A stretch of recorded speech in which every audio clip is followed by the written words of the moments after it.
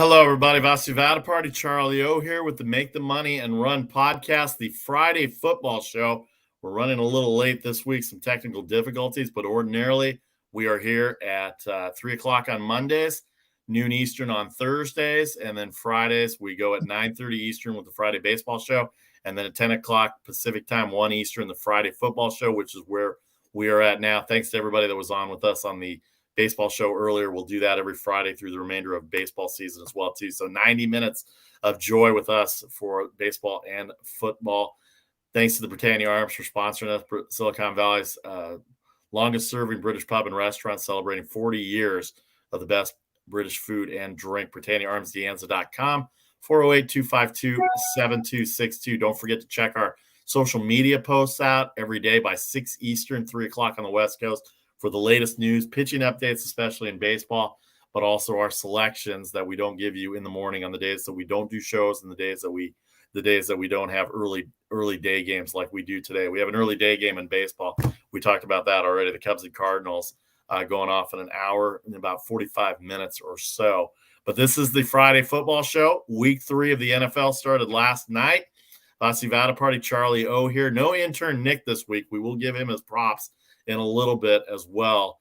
But Friday football show means that we've had Thursday football, Charlie. So let's start with the NFL right now. If I told you the best record in the NFL was going to be the Carolina Panthers as they go 3-0, they beat the Houston Texans 24-9 in Houston. They covered the 8. They stayed under the 43, which I think was pretty much the consensus. I had Houston at plus 8.5. I did have the under in that game as well, too. But 3-0, a little subdued by the Christian McCaffrey injury that took place in the second quarter. Sam Darnold looked great. I like Sam Darnold.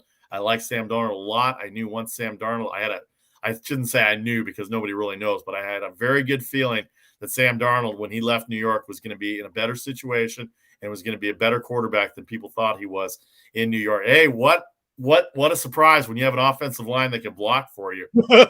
Amazing what you can do. Sam Darnold, 2 rushing touchdowns. Again, no McCaffrey. All the fantasy football owners that had the number 1 pick are all going collectively, no, not McCaffrey. But sure enough, McCaffrey's out. We don't know how long it's going to be. They haven't updated the news. They have the weekend off. They have 10 days off until their next game the following week. But 3-0 for the Carolina Panthers. I know it's the New York Jets. I know it's the Houston Texans, and the New Orleans Saints at home was a pretty big win coming off the Saints' big win over Green Bay in week 1. But still, how impressed are you with the Carolina Panthers, Charlie?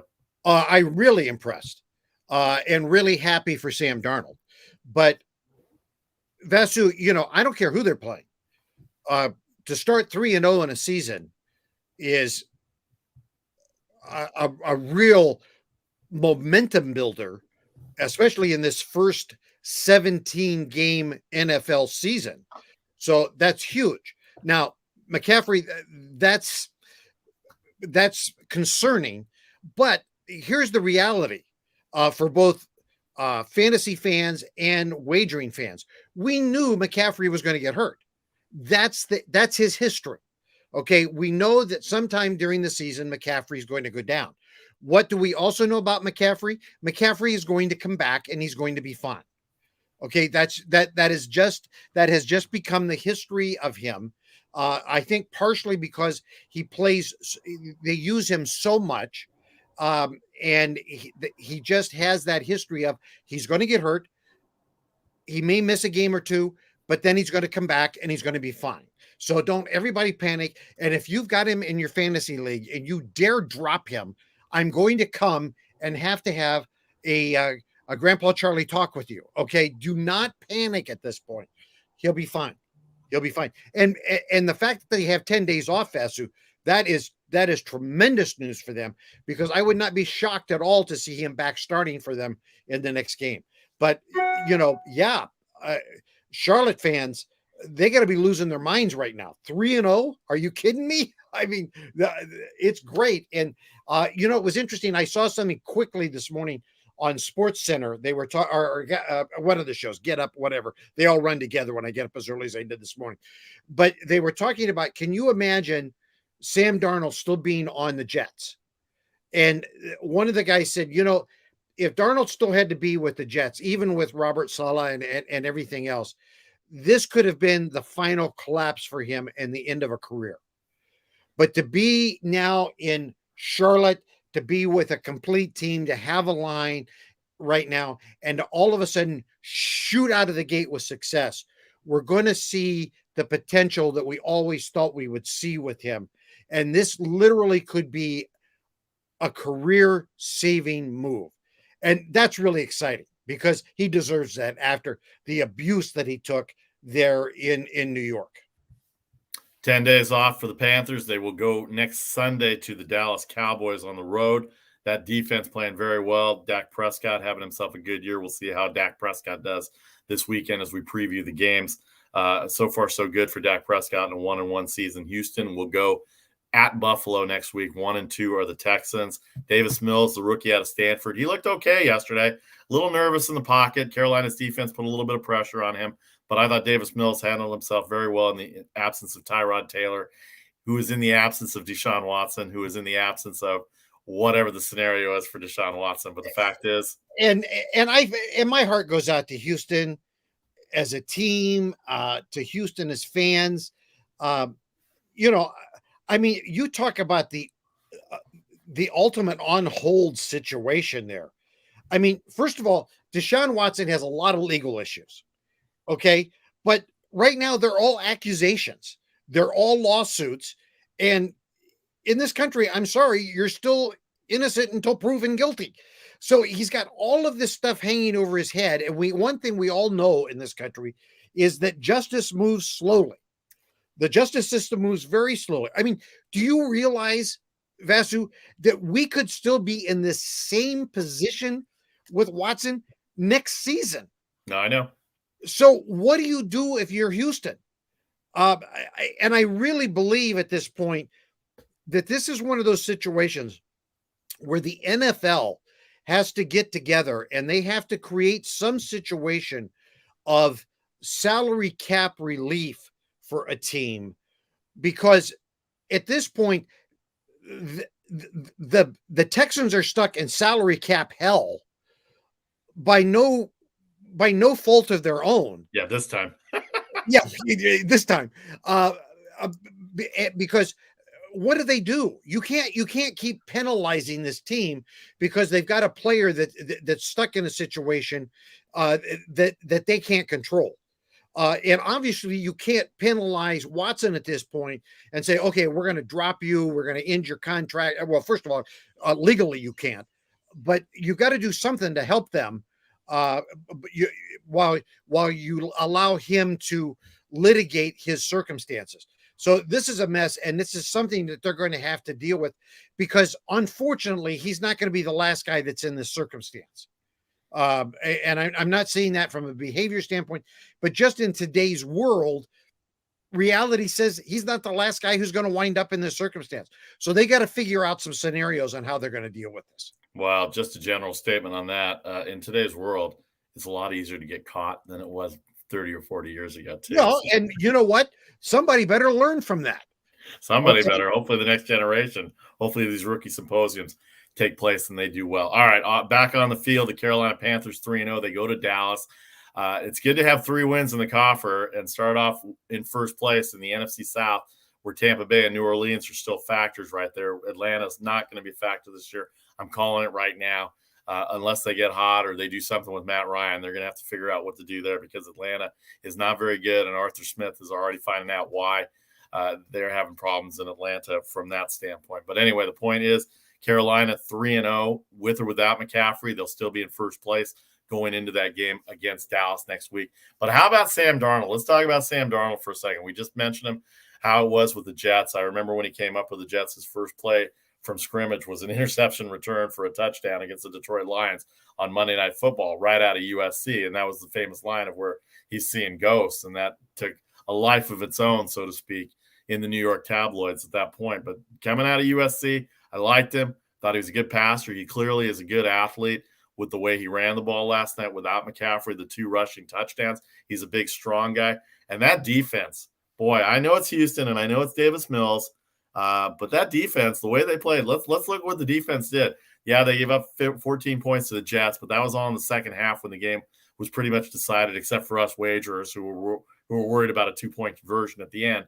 But then you had plus 3.5 against the New Orleans Saints at home, who just came off a week 1 thrashing of the Green Bay Packers, 38-3 in that week. By the way, Green Bay won on Monday night, 35-17. We'll review all of last week here in a second, but Green Bay is coming into San Francisco this weekend. So what are your impressions of Sam Darnold coming into a new situation, new teammates, new coach, basically a rookie coach, has only been in the league for 3 years, from Temple and Baylor? Not exactly. I mean, Baylor, yes. Temple, no.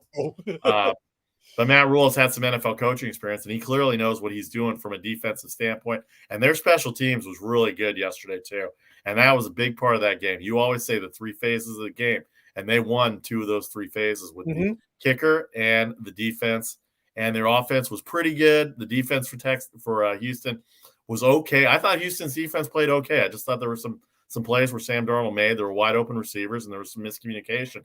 But the Carolina Panthers are 3-0, and that's the story, Charlie. And Sam Darnold is the quarterback right now, has 1 game up on Tom Brady and the Tampa Bay Buccaneers in their big game this week, 1 full game up on the New Orleans Saints, who have their game this weekend at New England, ironically, to play Tom Brady's former team. The New Orleans Saints are going to New England this weekend, and then the Falcons, just to round out the where am I here? Week 3. Where are the Falcons at this weekend? They're at the Giants. Okay, the Atlanta Falcons are going to the New York Giants. Oh, what an exciting game if the Giants don't win that game, then their season will really go down. Both teams 0-2. We'll preview that game in a little bit. But Sam Darnold, the Carolina Panthers, the NFC South. Not a lot of people gave a lot of credence to Carolina with Sam Darnold coming down there. I did, and I will prop myself up whenever I have a chance, because I know people will shoot me down when I'm wrong, because I see it all the time on social media. By the way, thank you all for your comments on social media. I appreciate it very much. There is no such thing as bad publicity. Thank you. But anyway, Tampa Bay Buccaneers have a big game against the Rams. The Saints are playing New England, and here's Carolina 10 days off in the catbird seat at 3-0. It's a 3-team race in the NFC South, Charlie. Yes. And you asked me about Sam Darnold, and let me start off with the number 1 stat for Sam Darnold last night: interceptions, 0. Okay, that's the first thing I look at with a quarterback. Interceptions, 0. Then you move over, 23 of 34 in passing, average pass attempt 8.9 yards. Right. Wow. Okay. Yeah. I like that. And then, total yards passing 304 yards. Wow. Okay. Yeah. Who won't take those slash lines? Well, he's throwing the ball more downfield in these 3 games than I remember him throwing the ball downfield. And that's a byproduct of the Jets offense versus the Carolina offense. That's also a byproduct of the Carolina offensive line and the blocking schemes that they have versus the New York Jets blocking schemes in the offensive line. Well, and plus the fact now he's in a scheme where they also have a running game. Now, okay, McCaffrey went down, and that's concerning. But Hubbard had 11 carries. Hubbard, yeah, had a good game for 52 yards, so they picked that right back up. But he's in a scheme where they have a run game as well, so it's not just his arm. And so when you get into a offense where you have a multifaceted offense, then you have a talented quarterback that can do his thing. When you're in a situation where it's all pass, guess what they're going to do? They're coming for the receivers and they're coming for the quarterback. So then you're doomed. So now he's in a situation where it's a more well-rounded offense, and then he can do his thing. We always believed that Sam Darnold was talented. He was with the Jets. Okay, which was doomed. And don't get me wrong, I think Robert Saleh and the Jets are going to. I think it's just going to be a whole new regime. You're not necessarily going to see it this year, because I mean, you can't be at more bottom than where that team is at this point. But I think there's going to be a resurgence there that is going to be wonderful for Jets fans. But Sam Darnold has been, I mean, that guy has been placed in a whole new realm, and you're going to see him rise like a phoenix at this point. And I don't want to hear about USC quarterbacks anymore. Okay. This guy's gonna do fine. He's a talented kid who's going to do well in the National Football League, and you're going to see it with what he's going to do in Carolina. All right, Vasu Vada Party, Charlie O here. This is the Make the Money and Run podcast every Mondays, Thursdays, and Fridays. Today, this is the Friday football show. A little late on the timings, but we'll get our timings down. We have a baseball show with baseball playoffs coming up as well, too. Britannia Arms of Cupertino, Silicon Valley's longest-serving British pub and restaurant, celebrating 40 years of the best British food and drink. BritanniaArmsDeanza.com, 408-252-7262. Don't forget, we're online. V-Party Sports on Twitter and Instagram and Facebook. We're live on Twitter today for the first time ever. So thanks to the Twitter crowd for following us. Facebook Live, YouTube Live. If you missed any of the live broadcasts, you can download, subscribe anywhere you get your podcast set up. Apple and Google seem to be the best ways. iHeart, also the best way to do it, and also Spotify as well. All right, let's get back to the NFL here. As we said, for the Friday football show, Charlie O, Suvada Party here. Chicago, Cleveland. Interesting matchup this weekend, not because I'm a Bears fan, but it is an interesting matchup. Mm-hmm. Justin Fields will get a start this weekend. Andy Dalton, as Matt Nagy said, Andy Dalton will be the starting quarterback once he comes off of injury. The question is not whether Justin Fields is the starter or not. He is going to be the starter this week, and he is the future starter. San Francisco fans feeling the effect of that with Trey Lance, even though Jimmy Garoppolo. By the way, San Francisco fans, I got a lot of flack on Facebook. I'm sure you saw some of my Facebook posts, Charlie, some of the reaction when I said, everybody get off Garoppolo, 24-8. Jimmy Garoppolo, what do you got to do? 24-8. Oh, well, he didn't handle the ball. What do you mean he didn't handle the ball very much? He handles every freaking snap, and he has to make decisions. He's got to know which way to hand the ball off. He's got to know what receiver. He's got to know Jimmy Garoppolo's fine. 24-8, and not ready to move out. The 49ers are 2-0. We'll get to that game in a second. They have a big one with Aaron Rodgers, who are 1-1, Sunday Night Football at Levi Stadium, the home opener in front of fans for the 49ers. But let's get back to the Bears and Browns. Here's why I think the Bears have a shot. Nick Chubb's a great running back. The Bears defense, they have not if they've figured out how to tackle, they can contain the run game as well as anybody in the NFL. They've proven that the last 3 years. Here's the key for the Cleveland Browns and for Baker Mayfield. They're a run-first team, believe it or not, even with Baker Mayfield there. No Odell Beckham, possibly this weekend. Jarvis Landry got put on the injured reserve list. Their tight ends are okay. Austin Hooper's okay. Actually, Austin Hooper's not there. He's in Atlanta. But their receivers are not going to be Odell Beckham Jr. and Jarvis Landry for the most part in week 3 this weekend. Let me give you an update. There was an update that just flashed on ESPN earlier that now Beckham might play. Right. He says, we'll see. I saw that quote yesterday. Yeah. So, Odell. I know. When he says might, I always think that says I'm coming. Right. Now, does that mean he's going to be effective? It's Odell, so I don't know, but I think he's going to show up on Sunday. I do. Well, I'll be interesting. The Bears, David Montgomery's had a good start right now. Allen Robinson's had a good start. Their offense has actually been okay. Justin Fields looked okay, even though the defense gave up 14 points in the fourth quarter to Cincinnati last weekend in what was a 20-3 game, ended up winning 20-17. So we'll see what happens with the Bears and Browns this weekend. The wide receivers, big key. Bears have to stop the run like everybody else does when they play Cleveland, because it is Nick Chubb and Kareem Hunt that runs that offense for the Cleveland Browns, and Baker Mayfield complements that. Big game in the AFC South, Charlie. The Indianapolis Colts 0-2 may not have Carson Wentz this weekend against the Tennessee Titans, who looked awful against Arizona in week 1, looked awful for about 2.5 quarters against the Seattle Seahawks on Sunday. They were still my favorite pick last Sunday at +6 points, and not only did they cover, they come back to win in overtime to get their record to 1-1, and they are about a 5-point favorite. We'll get to the lines in a second, but they're about a 5-point favorite against the Indianapolis Colts at home this weekend. A big matchup for Indianapolis. They are 0-2. How bad do they need this game, and how bad does Tennessee need this game? Well, yeah, I mean, it's everybody needs this game. I mean, expectations were high for Indianapolis when they got Carson Wentz. As you know, I was happy that Wentz was able to come back and start that first game, but my concern was that he came back and started that first game. I felt like they were rushing him. And I know that in his head, he feels he has so much to prove because he felt like they gave up on him in Philadelphia and they shouldn't have. And so I know what he wants to prove, but I feel like he shouldn't have been there that early. And if he can't go, I think that is going to be put a lot of pressure on them. The Titans, man, that is one hot mess. Derrick Henry, we all expected so much more from him. Although, last week he had a much better game. Two big runs. Seattle's defense still in question. So we expect more there.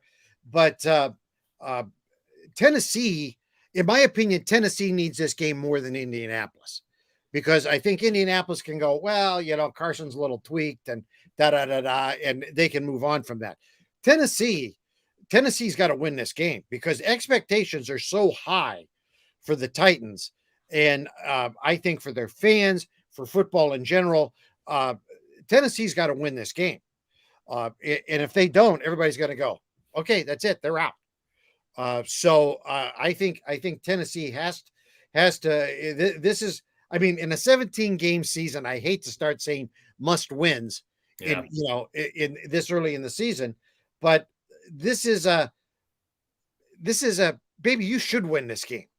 And here's the advantage. Here's the advantage for the AFC South for teams like Tennessee and Indianapolis who are going to battle it out. Tennessee is 1-1. Houston is 1-2 after the Thursday night loss. Indianapolis 0-2 and Jacksonville 0-2. You don't want to start 0-3. You want to get that win because all of a sudden, if you win the game and you go to 1-2 and you put Tennessee at 1-2, all of a sudden you jump ahead of them in the division because of head-to-head record. And we knew the AFC South wasn't going to be very good with Jacksonville and Houston to begin with. Indianapolis had the questions with Carson Wentz. They've got a good personnel. We thought that Indianapolis could get off to a good start. I thought they had a good chance to beat Seattle based on Seattle's defense. They had a good chance to beat Seattle. They were in that game. They almost made a comeback on the Rams on Sunday as well, too. They got that 2-point conversion. How you doing? -4 on the Rams, by the way, on that game as well, too. That didn't work out so well. The Colts covered that game with that 2-point conversion late in the game. That was just a rough one to watch for all the Rams fans that bet on the Rams -4, by the way, with that 2-point conversion. Jacob Eason, Sam Erlinger, and Brett Hundley. Your other three quarterbacks on the roster. I think Brett Hundley's the backup, and I think Jacob Eason's the third quarterback, and Sam Erlinger is on the practice squad. So I'm not sure if you want to go with Brett Hundley. Brett Hundley, formerly of the Packers offense as well, and Jacob Eason out of the University of Washington. That's going to be a tough call to go with one of those three quarterbacks. They don't have Jacoby Brissett anymore in Indianapolis, so there's no backup to go to from that standpoint. But it's the AFC South, and everybody's 1-1 or 1-2 or 0-2. So is it really a big game? I guess to take the lead in the AFC South, Tennessee can establish some dominance if they play better defense, and I think Tennessee has a leg up on this division. Yeah, and Wentz, is he really going to be able to go? Sprains in both ankles? I don't know. I don't think so. It's questionable on the injury report right now. I don't remember the last time I heard somebody spraining both ankles. If one ankle is sprained, you get iffy. You sprain both ankles? Yeah. Holy cow! How much tape can you put on a guy? Seriously. I'm not trying to be funny. No, I get it. You're talking about a quarterback dropping back, and then having to move in the pocket. I know he's not that mobile, but still. He's definitely not now with two ankles. That's for sure. No, it's hard for me to see him starting. At this point, from a team, from a 17 game schedule standpoint, it would almost seem irresponsible to start him, to be honest with you. Yeah, I'll be very interested to see what happens in that game. The Indianapolis, Tennessee, a big AFC South. All right, we move on with the Friday football show on the Make the Money and Run podcast. Vasi Vada Party, Charlie O. The Chargers and the Chiefs. The Chargers had a game that they could have beaten Dallas in last Sunday afternoon. Dallas came out with a victory, 20-17 on a game-winning field goal by Greg Zuerlein. Justin Herbert looked pretty good as well, too, but that defense, they did not tackle. They could not stop the Dallas Cowboys wide receivers. from running. Ezekiel Elliott, don't know what happened to Ezekiel Elliott. He just doesn't run the ball like he did in his first couple of years, and I'm not sure and Dak Prescott throwing the ball all over the place. That's one thing. And one of the great games of the early season was the Kansas City-Baltimore game last Sunday night. Kansas City, first loss in September in years. Patrick Mahomes was undefeated in September, hadn't even thrown an interception in September. And sure enough, he does both last Sunday against the Baltimore Ravens. Lamar Jackson with the game-winning touchdown late in the game. Kansas City 1-1. The Chargers 1-1. You didn't expect Kansas City to have a loss already. Didn't expect the Chargers to have a loss, and you didn't expect Denver and the Raiders to be 2-0 in that AFC West. But here's a big showdown early in the year. If the Chargers can muster up some kind of defense against Kansas City, although it's pretty tough against Kansas City coming off a loss for the Chiefs. We know what their record is in September. We're still in September. But, boy, what do the Chargers have to do to try and maintain this game over Kansas City? They have beaten them in the past. They have beaten Mahomes in the past. But this is a different Chargers team. This is a different Kansas City team that has a loss to coming off, and they're both tied for third and fourth place in the AFC West behind the Raiders and the Broncos, who are 2-0 in that division, Charlie. Yeah, you know, Vasu, the problem for the Chargers is they got to play in Kansas City, and that that crowd in Kansas City becomes a 12th man, and that's no joke. That just playing there becomes a problem, and then the Chargers. I like the Chargers. I think they're I think Justin Herbert's a good quarterback. I like the direction the team's going, but it's Kansas City. I know that they haven't come out as dominant as we'd like them. We would like them to, but they played the Ravens, for heaven's sakes. And, the Ravens are one of those teams that we think could wind up in the Super Bowl. So, I mean, it's not like it's not like they played Little Sisters of the Poor. So everybody, they lost. Okay, shut up. I mean, come on. Yeah, but it's September, and they usually dominate teams in September. And they had a tough one. They had a tough one in week 1. They had a tough one in week 2, and maybe this is a little maybe there's a little dent in the armor right now for Andy Reid and the Kansas City Chiefs. They're 1-1. They don't start off 1-1. They certainly don't start off out of first place after 2 weeks of the NFL season. I know it's early, but that's just the mentality of how it goes. I'm not worried about September. I'm worried about December. I agree. Okay? And it's a 17 game season this year. So I mean, I know that traditionally, I know they've always, it's the September record, blah blah blah blah blah blah. You know what? History does make some difference, but it's a 17 game season, a whole new ball game this year.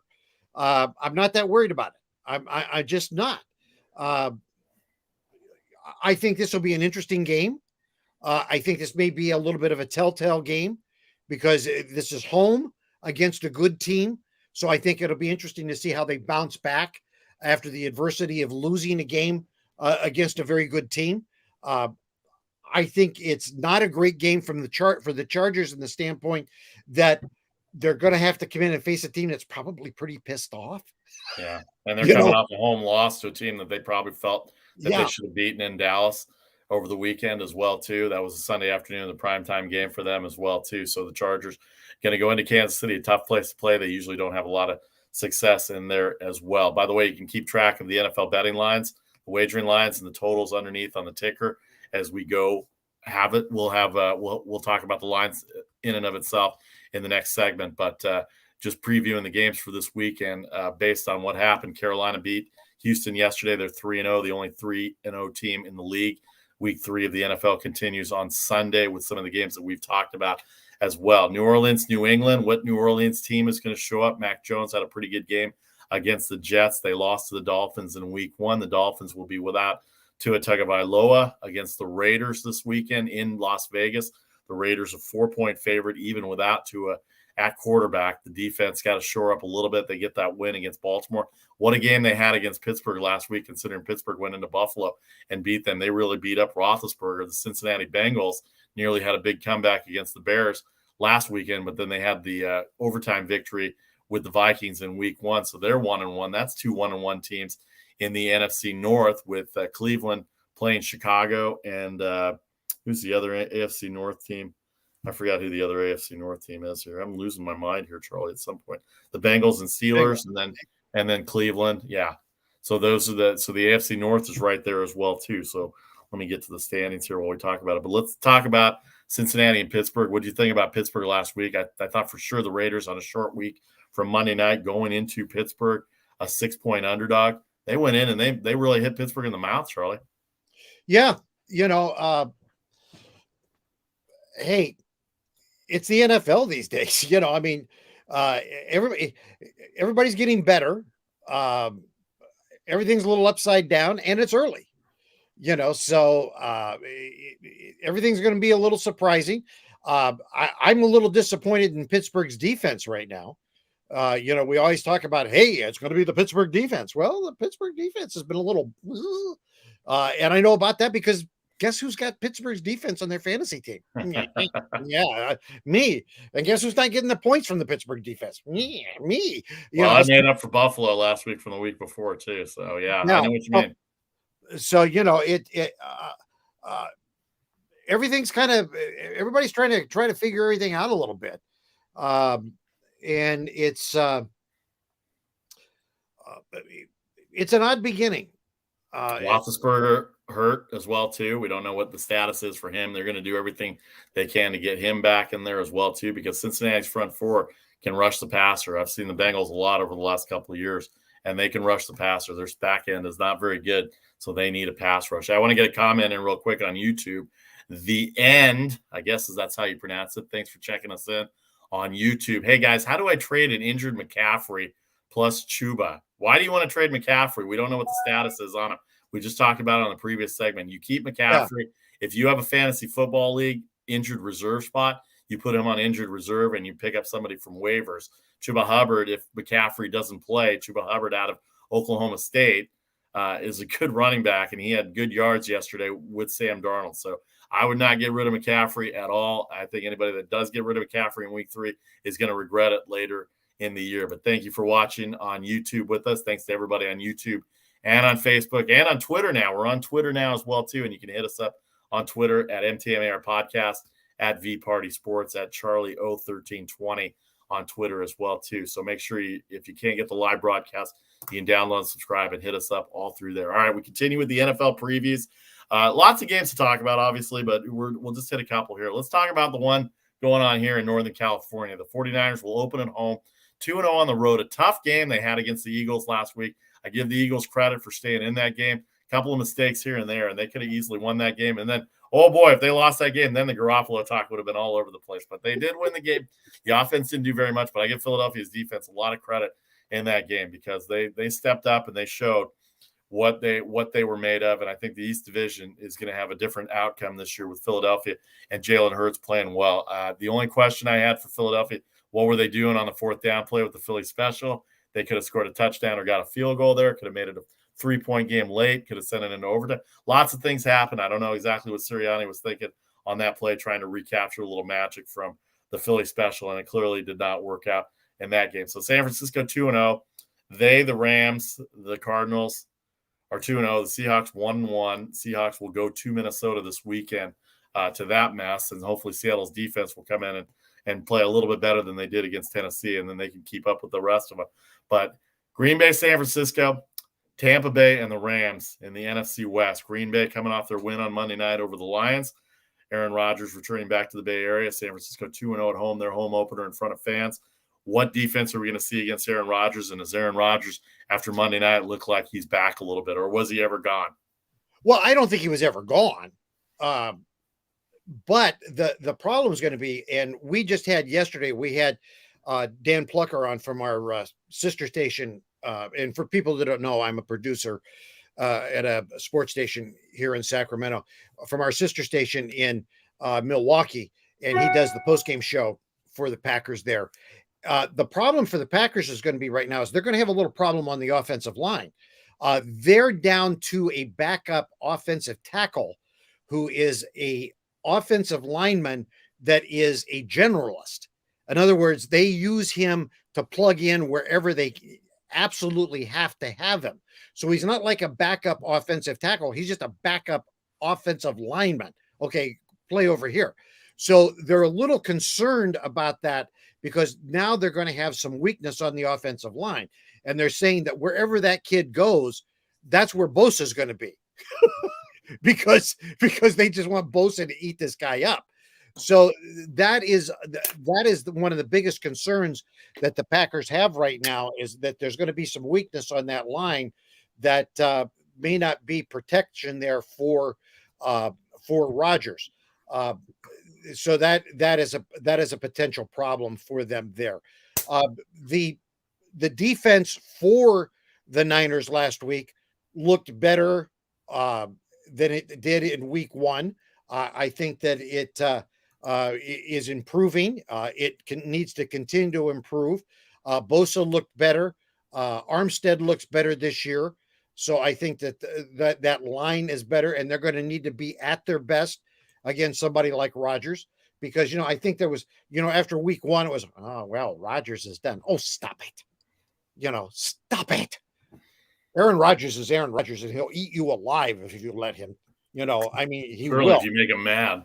I mean, really. I mean, seriously. I mean, and you know what? People forget this.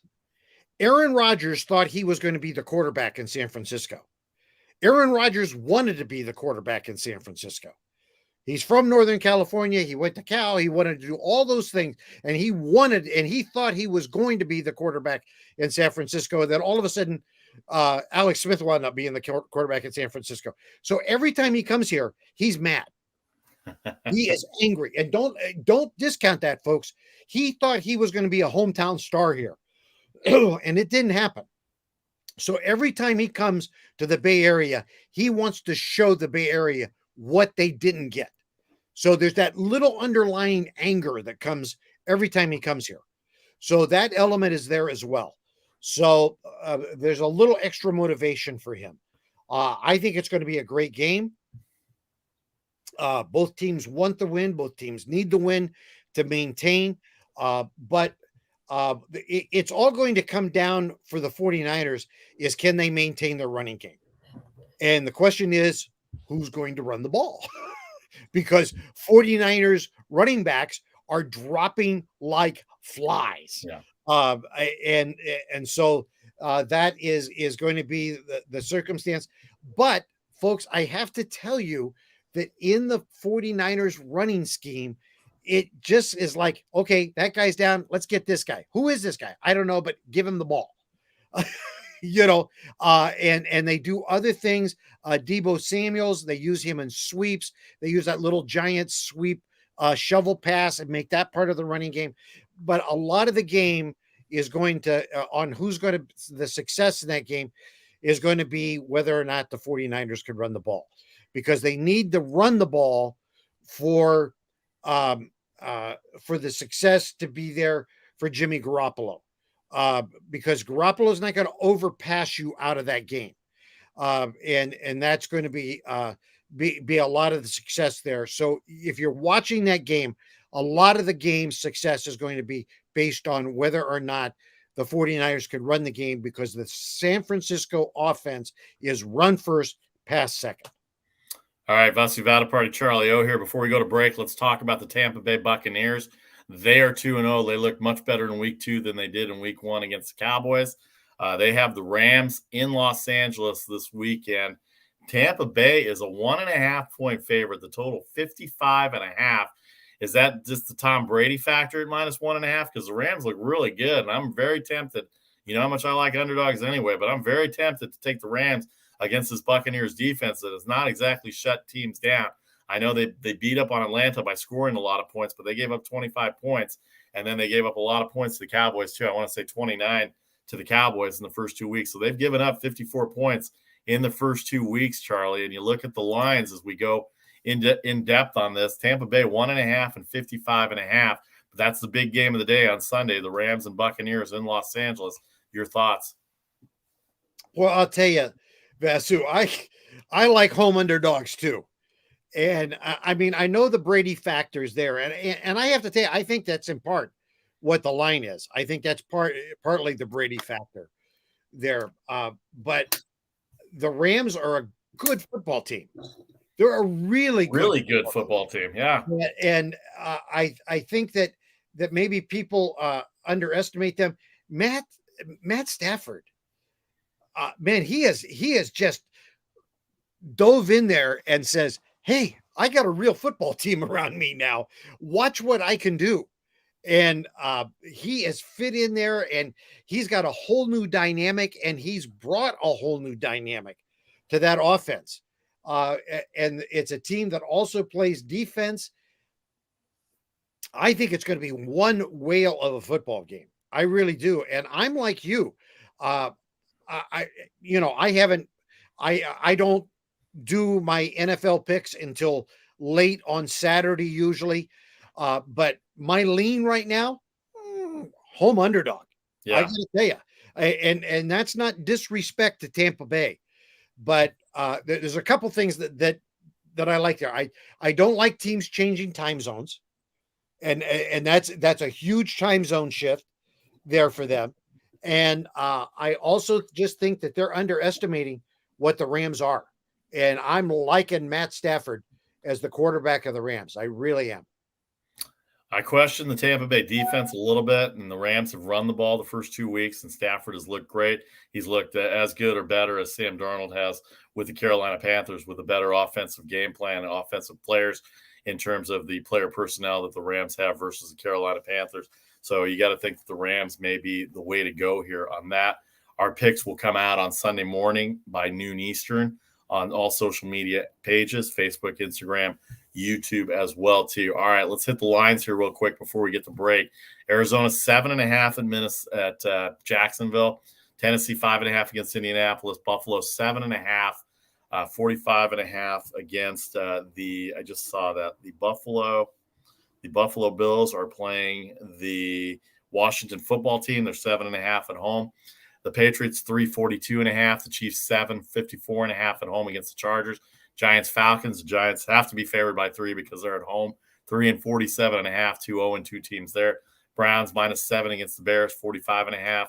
Pittsburgh 3 and 43.5 against the Bengals, who are really good, and Roethlisberger so questionable. Vegas at -4, no Tua for Miami. Miami's defense is really good. They're 1-1, 44 the total. 2-0 are the Raiders for the first time in a while. Denver, here's the one that kind of surprised me a little bit. Denver, I know it's the Jets. Jets are pretty good, solid. It's got them going a little bit, and they did run all over the Giants when they were in the Meadowlands. Now they get the other Meadowlands team at home, 10.5, 41.5 against the New York Jets. We talked about the Tampa Bay being 1.5, 55.5 against the Rams in Los Angeles at SoFi. Seattle 1-55 at Minnesota. And then San Francisco on Sunday night is 3-50 against Aaron Rodgers and those Green Bay Packers.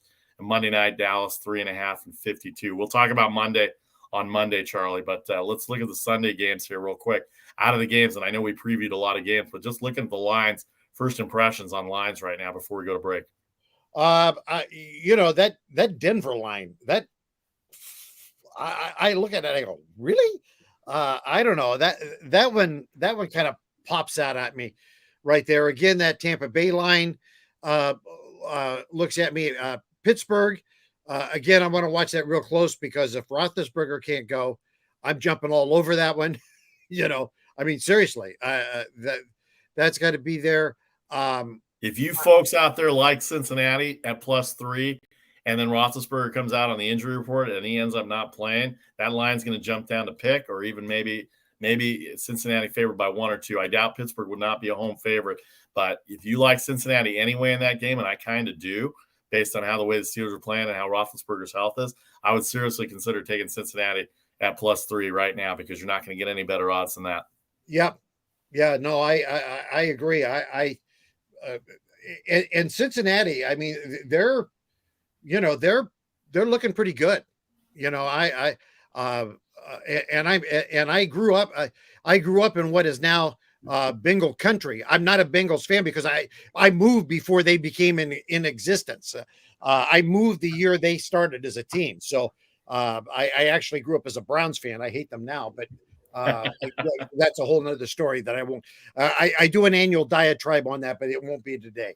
All right, let's take a break. We got to hit college football here. We're 3/4 of the way into the show. We'll have all the NFL stuff. How do we get there? Check our NFL pages, check our social media pages for our picks and selections for Friday, Saturday, and Sunday as well, too. Vasi Vatapalli, Charlie O. A lot of college football to talk about. We'll do that in a next segment, and we'll recap the lines for you on the Friday football show, the Make the Money and Run podcast, sponsored by Britannia Arms of Cupertino. Check them out at 408-252-7262 and BritanniaArmsDeanza.com. Back in 30 with the college football outlook for this weekend.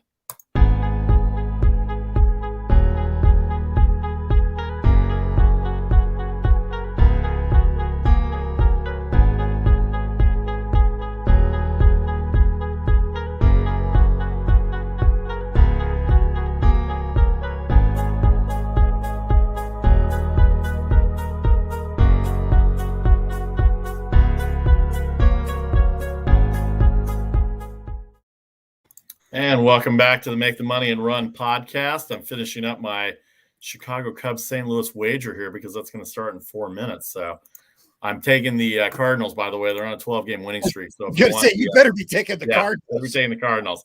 8.5 on that. But we'll talk. We had our talk on the baseball show, Friday baseball show. We'll do that every Friday through the rest of the World Series, 12:30 Eastern, 9:30 Pacific. We are here on Mondays, Thursdays, and Fridays. The baseball show on Friday in depth, the football show, which we're doing right now, in depth as well. All right, we hit the NFL. Let's hit college football this weekend. Lots to talk about in college football. 22 of the 25 teams going into the weekend are going to play in the top 25. Let's start off in the ACC a little bit here. The ACC, Virginia and North Carolina, Virginia and Wake Forest. Virginia and Wake Forest are going to play tonight. They are going at 4 o'clock Pacific time. Virginia 3.5, 69.5. Charlie was big on Liberty last year. They're 6.5 at Syracuse. They also play tonight on the ACC network. Is Syracuse that bad, or is Liberty still an up-and-coming team right now? That's the one that we're going at. Both. Both. Probably both. Missouri, 1.5 on the road. They are going to Boston College. Boston College pretty good this year, although they did rough up Temple last week. That's not that hard. Clemson 10 and 47.5. They have where do they have? Where are they at? Clemson has, there we are. Getting all this stuff. No producer. Clemson's at North Carolina State 10, 47.5. Louisville at Florida State. What's going on with Florida State? They're 0-3. Louisville only a 1.5 point favorite, 61. Duke has Kansas this week. They had a big win against Northwestern last weekend, 16 for Duke, 57 against KU. And then North Carolina against Georgia Tech. North Carolina scored 59 after losing in week 1. They're at Georgia Tech, 12.5 point favorite, 63.5. How you doing, Len Connecting? How do you feel about your Yellow Jackets this weekend? Not a good look for the ACC this weekend. Not really a lot to talk about here, but any quick thoughts on the ACC, Charlie? I first of all, get all over that Liberty-Syracuse game, okay? Because Liberty's going to win that game. Yeah, and I kind of like Louisville, too, the way Florida State's been playing this year as well, too. Yeah. I mean, I don't know what the coach's contract is there at Florida State, but whatever the buyout is, he better start he better start budgeting on that buyout because he's gone.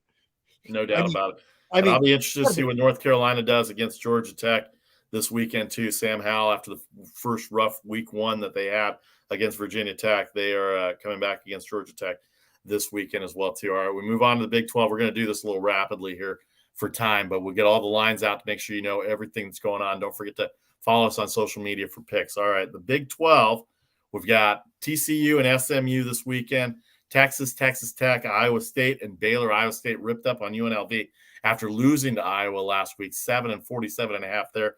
Talked about Duke and Kansas. Here's a big one, Oklahoma State, Kansas State. Kansas State 3-0, Oklahoma State 3-0, their first Big 12 game against each other this year. I believe that's their first conference game. Oklahoma State goes into Boise last week as a 3-point underdog, comes out with a victory for Mike Gundy. That was an impressive win to go into Boise State and win that game. They ran the ball well. They threw the ball well. The defense shut down Hank Bachman and Boise State. Kansas State coming off their big win last week. They were an underdog at home to Reno, of all teams, and then they already beat Stanford early in the year, and then they blew out I forgot who their second team was, but they're 3-0 in terms of their record, and they have looked good. And I like Kansas State in this game at +6 against Oklahoma State, even though Oklahoma State Did come off that Boise win. I don't think Oklahoma State's played anybody. And then Oklahoma, the game of the night, West Virginia, 17-point favorite on West Virginia and 56. Charlie, Big 12 action this weekend. 3 good games that I'm looking at. Yeah, the Big 12 providing a little action this weekend. That West Virginia Oklahoma game, I keep looking at that going, that minus 17. I keep going. Yeah, they had a tough time with Nebraska last week, and that tells me the defense not playing very well. And the offensively, they didn't do very much. But the Oklahoma State Kansas State game, in Kansas State, you got to be excited about that team, especially they haven't been that exciting for a while, and man, they're playing some football. Yeah, and you can't find it on TV. You have to go to Big 12 Plus or ESPN Plus to get it on TV. So unfortunately, that's part of the problem with the TV contracts going on. All right, Vasi Battle Party, Charlie O. Let's go to the Big Ten here. The big game in the Big Ten. It's a non-conference game, but it is a Big Ten game. Wisconsin 6.5. They're the designated home team at Soldier Field tomorrow morning, 12 o'clock on the East Coast, 9 o'clock on the West Coast. Wisconsin, Notre Dame. Jack Cohen, the transfer from Wisconsin, going to be the quarterback for Notre Dame. Not that far from Chicago, but they are the designated visiting team. The game on Fox, Wisconsin 6.5-point favorite, 45. Is that a lot for Notre Dame, the way they're playing this year? No. Really? No, You think Wisconsin will beat them big? They lost to Penn State at home. You know what? Notre Dame's schizophrenic, not schizophrenic, bipolar team. Yeah. I don't believe in Notre Dame this year. I don't think they know who they are. And I just, I don't love them. I do not love them. And you take them, especially you take them away from their stadium. You take them away. I know now, listen, you got to understand that Madison and South Bend are about the same distance from Chicago. Okay. So it's going to be about equal in crowd there. So nobody's going to really have a home field advantage. But, when you take Notre Dame out of the stadium there, where they don't have that big crowd home field advantage, they start to get iffy just from that. And I don't know. I'm not pleased with their game plan. I don't know. They just it doesn't feel right to me. But I'm not. I don't love this Notre Dame coach. I haven't loved him there the whole time. I don't think he's the right coach. I never have thought he's the right coach. And does he have a national championship to put up on his wall? No, but he's been to 2 Final Fours. He's been to 2 Final Fours in his tenure there. That's not a national championship. I know it's not a it's national Notre Dame. If you don't have a national championship, I understand. That's why you get hired at Notre Dame. You get hired to win it all. And if you don't win it all, out.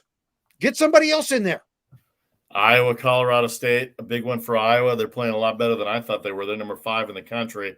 That game on FS1, 23.5 for Iowa, 44 against Colorado State. Michigan 3-0. They'll have Rutgers, who's pretty good, but they're still almost a 3-touchdown favorite over Rutgers.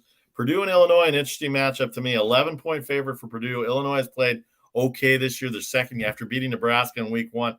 They laid an egg their last 2 games. They're 2-2 now. They actually did have the 4 games. Michigan and Rutgers is 3-0 as well too. Rutgers hasn't played the competition that normally a Big Ten team would. Michigan has not played any competition either. So 20.5 might be a lot. I like Rutgers a little bit in this game. Like I said, Purdue 11 over Illinois. Maryland and Kent State. Maryland 70.5 the total there. I know Kent State from the MAC. They put up a lot of points. 14.5 the line for Maryland. An interesting Big Ten game is Michigan State 5-52. They're favored by 5. They come off the big win against Miami last week. Nebraska with that tough loss against Oklahoma. Looks like Martinez is playing better quarterback for Nebraska. But Michigan State, right now, the darlings of the Big Ten, -5 against Nebraska at home. You got to think that might be a Michigan State game, but I don't know if you want to overlook Nebraska. I know they're not going to overlook them, but a 5-point spread, is that too high for Nebraska, Charlie? Our buddy Dan, I know he loves. Hi, Dan Lust. How are you? Dan Lust. I know he's a Nebraska guy, but man, I mean, I'm sorry. Uh, is everybody watching a different Nebraska team than I'm watching? They're horrible. Yeah, but they played Oklahoma tough, though. It's Oklahoma. They always get up for that. That's like giving them magic mushrooms. Okay, after that they're done. Okay, and this Michigan State team went in as an underdog in Miami when it was, the field temperature was like with the heat index was like 120 down there with the humidity, and they destroyed them. Don't forget they were a road underdog against Northwestern too on opening Friday night, and they went and demolished Northwestern. One as a 3-point underdog. Sorry, I'm looking at that and I'm going MSU -5. I'm sorry. I know we're not supposed to pick yet, but I'm picking. Yeah. Well, maybe Nebraska, maybe Michigan State's not good as a favorite. We'll analyze it and get to it on the social media as well. But those are some of the interesting games in the Big Ten. We move on the Friday football show to the Pac-12. Utah's quarterback, Charlie Brewer, I forgot he transferred from Baylor. And I like the transfer rule where you're a senior. I don't mind you getting to play because you have your last chance to play. But apparently Utah did not get off to a good start. They lost to San Diego State in triple overtime last week, and he got pulled in the third quarter. So he's decided to leave the program. Now, I think that's a childish move to just quit and leave. But Charlie Brewer's a senior, and he was a fifth-year transfer. If he stays and doesn't redshirt himself out, he's not going to get another chance to play college football. And if he's looking at a career in the NFL or the CFL or wherever he's going to go to, I have no problem with him leaving the program as a fifth-year senior. I think that's fair. But they're 15-point favorites. They are at where are they at? They are hosting Washington State this weekend, 53.5. Cal and Washington. Washington 7.5, 46.5. Which Washington team is going to show up? Cal, not very good to start off the year. Both teams 1-2. Oregon 28.5 and 59. We know how bad Arizona is. USC and Oregon State, very interesting matchup. 11 and 62. USC coming off their loss to Stanford, came back with a week off. The new coaching change. They were able to win last week in Washington State. But Jackson Dart, the backup quarterback to Slovis, who led them back on the charts, 42 straight points after being down 14-0. He's going to have season-ending surgery, so he's out. So they can't give that team to him. So now if Slovis is back healthy, then he gets it back. Otherwise, I don't know who the third quarterback is for USC. And this is not an easy game against Oregon State, Charlie, right now. And then Arizona State, 14 over Colorado. We know Colorado had a tough game against Texas A&M. They should have won, but I think Arizona State is still better at 14, although I can't figure them out either with all the hype they had during the summer. 14 might be too much for Colorado. But Oregon State, USC, and then, of course, we can't forget UCLA, Stanford. Stanford playing better. They're a 5-point underdog at home, 4.5-point underdog at home to UCLA, who lost to Fresno State, and Stanford coming off their wins against Vanderbilt and USC after their loss to Kansas State. So those are the two games we're looking at right now, Charlie. Let's start off with that USC game. That could be interesting, because Oregon State's a pretty good football team. I know they got to travel to Southern California, which gives, there really is a home field advantage there for USC. But, you got the quarterback situation. I don't know. You got to try to figure that out. And USC, I'm still worried about that whole football program being a hot mess after letting the coach go after a second game. I don't understand it. I disagree with it, and I pity the poor fool that takes that job. I really do. I think it's a bad program. It's a destination job, though, Charlie. They're going to end up getting a good coach in there, and he'll end up changing the culture, and it'll change for about 3 or 4 years, and then everybody's going to change the culture there, and they haven't changed the culture. They haven't changed the culture there in 20 years. Well, maybe somebody should look at the administration after all. They haven't changed the culture there since John Robinson was the coach. Well, that's the point. That's the point, Charlie. Don't have any who that was. Well, that's the point. The administration is the problem there with USC. It's been the problem for a long time. They're not going to change the administration. They're just trying to change the coach. That's correct. That's my point. How are we doing on time? We're lousy on time. Oh, we're fine. We're going over. That's fine. We're going over. This is the Vasavada Party, Charlie O. Okay. Make the Money and Run Football Friday podcast. We're every Fridays at 1 Eastern, 10 a.m. Pacific. We also have a baseball show at 12:30, 9:30 Pacific every Friday. We're here Mondays, Thursdays, and Fridays.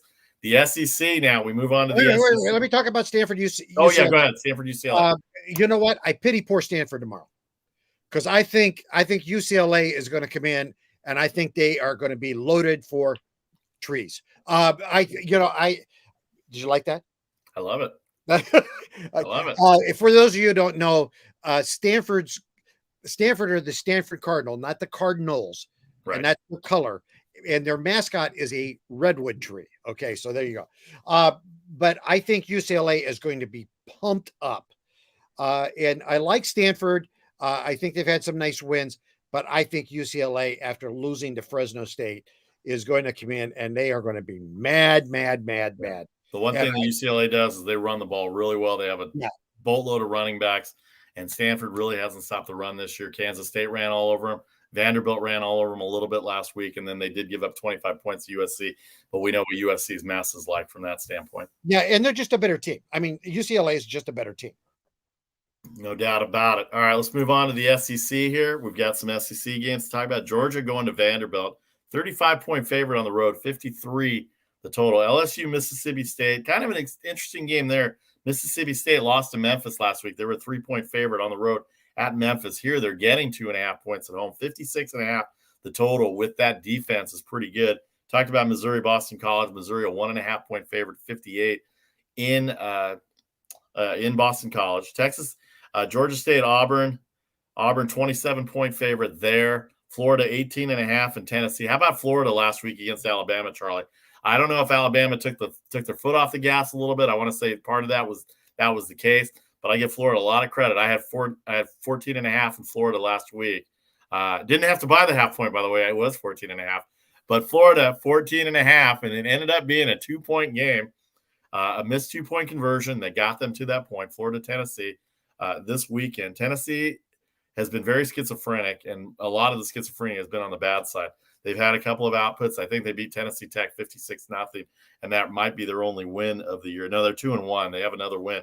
They beat Pittsburgh as well, too. So you look at this, and you look at a Florida team that looks like they're coming into their own, and nobody's going to challenge Alabama and Georgia. I don't think we're getting to that point yet, but Dan Mullen certainly put a scare into Alabama, and that if that doesn't give them confidence going into this week, 18 points might not be enough for Tennessee this weekend. Speaking of Alabama, they're 45-point favorites against Southern Miss.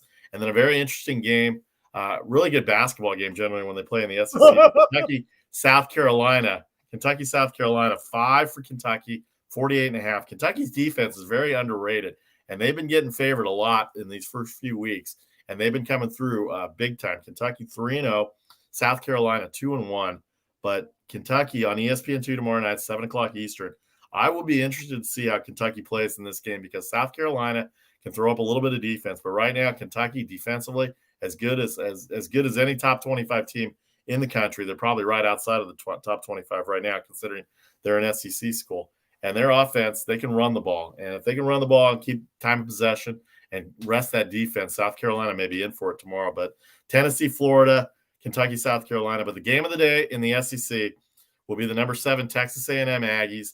They're not going into Arkansas. They're playing the game in Dallas at Jerry's World tomorrow afternoon, 3:30 on CBS. Texas A&M, a 5-point favorite, 47 the total against an Arkansas team who is very, very good. These are 2 3-0 teams coming in, and it's going to be an exciting game. I cannot wait to sit down. I know a lot of fans of the SEC in our audience as well too, but this is the game of the day in the SEC, Texas A&M and Arkansas, Charlie. Yeah, that's going to be a raucous game right there. The atmosphere is going to be crazy. Jerry's World, just I mean that they're going to make that a circus there with that, and I don't know why, Vasu, and I've got to sit down and I've got to do more analysis on it. But you know how you get that gut feeling of upset? Yeah. I somehow I've just got that gut feeling. I like Arkansas. Well, Texas A&M barely won at Colorado 2 Saturdays ago. They had to have a touchdown with about a minute and a half to beat Colorado. Offensively, I don't think Texas A&M has turned it on this year yet. But Arkansas's offense, I mean, it's not Eric Musselman and the basketball team, but it is a very good offensive team. And to get 5 points at home, and this is in front of Jerry Jones, one of their proud alumnus in Dallas too, that all the factors line up for Arkansas as a 5-point underdog to Texas A&M. Now, Texas A&M defense could come down and shut them out, and they could win 21-0. But I just have a feeling that Arkansas is going to score a little bit, and it's going to be an interesting matchup, and I'm looking forward to it tomorrow in the SEC. All right, we move on to the American Conference. Cincinnati, the only team in the American that's very good. They're in the top 10. They're off this weekend. We talked about SMU, TCU. SMU getting 9.5 points from TCU, 65.5. Or I'm sorry, not SMU is favored by 9.5. I'm sorry, TCU is favored by 9.5 and 65.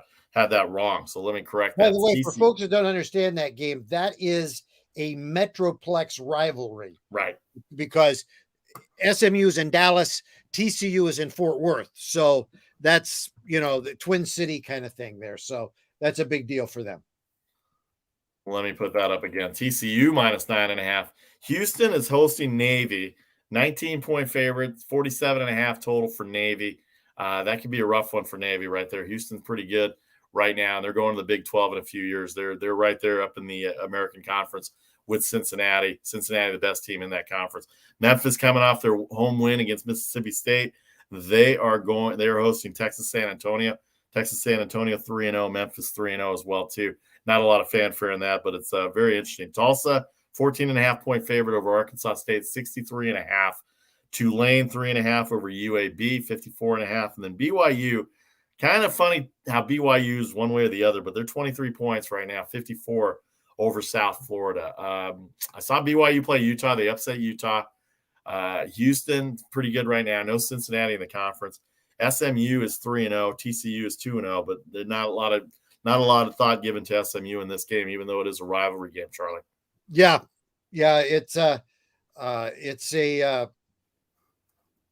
interesting week. SMU. It's been an up and down program. They after they recovered from the death penalty, June Jones came in and they kind of got back into it. Now they're kind of mediocre again, and a once vaunted program is now. It's too bad. I wish from a history standpoint that they would do more there with that, but I guess I'm kind of wishing against things. BYU, that program, it's kind of like, hey, we're going to the Big 12. Woo, we got to do something here. No doubt. So they're looking good there. I'm looking at that Houston Navy game and I'm going, man, that's a lot of points. Minus 19. Yeah. I don't know what kind of Navy defenses have. They've had a rough start to the year right now. Navy 0-2 coming in. When they play the armed services, I guess it's much more of a deal there. Navy at 0-2, Houston 2-1, 19-point spread in that game, 47.5. All right, Vasi Vataparte, Charlie. I just real quick. I know that game's not getting much play, but UT San Antonio. Yeah. Team has been that's why I brought that up. I mean, they're 3-0. They're going in against a Memphis team that beat Mississippi State, and Memphis is only a 3-point favorite, which obviously is the home field advantage. I think that game's got a lot of leg there that I want to study a little bit, because UTSA has been they've been a very, very interesting team so far this season. Vasi Vataparte, Charlie O, as we get to the Friday football show, the closing part of the Friday football show here. We did the NFL in the first part. If you missed any of it, you can download and subscribe. Now we're doing the college football part of it every Friday, 1 Eastern, 10 a.m. Pacific, for the Make the Money and Run podcast Friday football show. We bring the lines up for all the conferences. We know there's not a lot of action in all these games, but the fact is that there are alumnus out there. There are people that like to bet on these smaller games without all the fanfare, because that's where you find some of the jewels out there. And so we make sure that we include every conference in here as far as the major conferences and the other conferences that are not part of the Power Five. Speaking of which, is not part of the Power Five, but it is our beloved conference, the Mountain West. Fresno State, 30.5 tonight against UNLV. I have a feeling that may not be enough for UNLV. I got a feeling it's going to be very, very, very bad. 10 o'clock Eastern on CBS Sports Network tonight. Fresno State, are they going to have a letdown? I mean, it's possible. This is college football. UNLV is not very good. We saw what Iowa State did to them. We saw what Reno did to them early in the year. 30 points seems like a low number, even though it's a high number in general wagering circumstances. For UNLV, 30-point favorite, 30.5-point favorite, 59.5 total. Fresno State off their huge win over UCLA last week as a 12-point underdog going into that game. They got a touchdown late in the game to beat UCLA. Are they going to have a lull coming off that UCLA game, or is it just going to matter? Maybe they will for the first quarter because it's UNLV, and then the second half they'll end up running the score on them and end up covering this 30.5, Charlie, because that's a huge line in college football at 30.5, and we know who UNLV is. How you doing, Casey Freelove, by the way? 30.5, 59.5 tonight against UNLV tonight on CBS Sports Network. Yeah, I don't touch numbers like 30.5. I'm sorry. And you're right. It may not be enough because UNLV is just plain terrible, but that's such a crazy number. And will they have a letdown? I don't think so. I don't think Fresno State's coaching staff will let them have a letdown, especially because the game's at home. And again, folks, I know you don't know much about Fresno State. We do, because Vasu and I have called games there over the years, and it's as raucous of a football atmosphere as you can have. The thing that I would be interested in that game, if I was going to get involved, is the over/under, and I think the over there is a given. Probably, yeah. I mean, 42 points. That's why. If they're scoring 40 against UCLA, yeah, I mean, just pick a number for UNLV's defense. But that spread, that I don't know, that just seems like, give me your money. I don't know why. Moving on in the Mountain West, Boise State coming off their loss to Oklahoma State, a surprising loss to Oklahoma State, but this is where everybody comes in and says Big 12 greater than the Mountain West by depth. Oklahoma State ran the ball, and Boise State, Bachmeier didn't have time and protection. That was a game I watched pretty closely last night. Boise State, a 9-point favorite coming off their loss last week, 69.5. We know Utah State can score a little bit.